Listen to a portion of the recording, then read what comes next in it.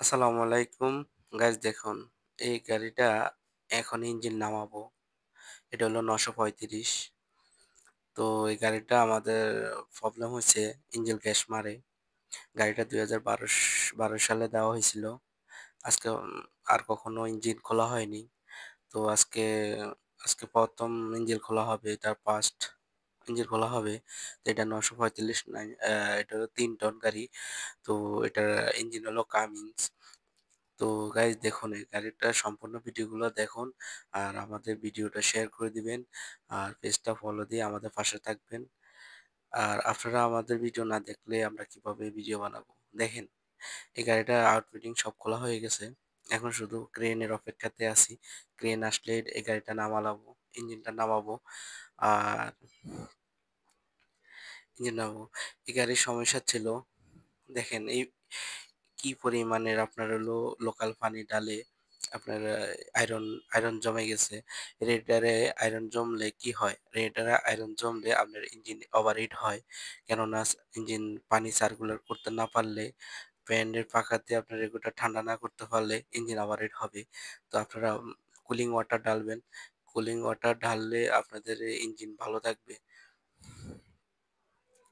দেখেন ভিতরে অনেকগুলো ব্লকের ভিতরে সবগুলো জাম হয়ে গেছে। আয়রন পানি তো খুব ক্ষতিকর। এগুলা একসময় মোটা হয়ে যায়। আর দেখুন ইঞ্জিন টাইমিং সেটটা আমাদের সব ইঞ্জিন নামাইছি, নিচে নামায় এখন খোলা শুরু করে দিছি।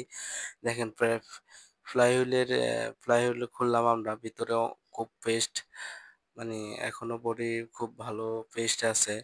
দেখেন আয়রন জইমা সাইড দিয়ে কি হইছে? আর পিস্টন, আমাদের পিস্টনের লাইনারটা খেয়ে গেছে।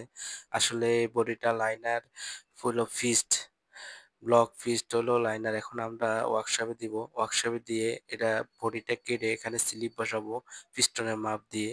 তো আমরা নতুন পিস্টন দিচ্ছি, এই পিস্টন চেঞ্জ করে দিব। পিস্টন রিং মাপে আপনার লাইনার বোরিং হবে আর স্লিপ বানানো হবে। তো সবাই মনে ঠিকভাবে আমাদের ভিডিওগুলো দেখবেন। আপনারা না দেখলে আমরা দেখেন টাইমিং সিস্টেম, এটা হলো এখানে আমাদের ইঞ্জিনের টাইমিং সিস্টেম দিয়েছে। তো আপনার ক্রেনশেপ আর ক্যামশেপ যদি অ্যাকুরেট হয় তাহলে ইঞ্জিন স্টার্ট হবে। আর পাম্পের টাইমিং দরকার নাই। কেননা পাম্পের টাইমিং পাম্পে লাগানো আছে। পাম্পের যখন এক্সট্রা ফায়ারিং এ আপনি লাগাবেন, হ্যাঁ? পাম্পে যখন এক্সট্রা ফায়ারিং এ লাগাবেন তখন অটোমেটিক ইঞ্জিন স্টার্ট হবে। এই যে আমি যে একটা জিনিস ধরলাম না, এখানে টাইমিং দেওয়া আছে। টাইমিংটা দেখে লাগাই দিলে ইঞ্জিন স্টার্ট হবে। আর দেখুন এই যে আমরা চেম্বার খুলেছি, চেম্বার খুলে দেওয়ার পরে এখানে আমাদের কানেক্টিং রড এবং কি ক্রেনশিয়াম সিস্টেমটা দেখুন। আর এখানে হলো মোবিল টানার পাইপ।